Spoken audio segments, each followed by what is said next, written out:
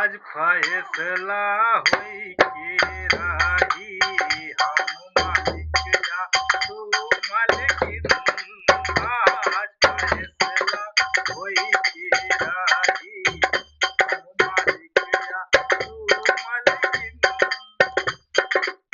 जाऊं का बर्तन कपड़ा गहना, हम सिरजी है रातों दिन।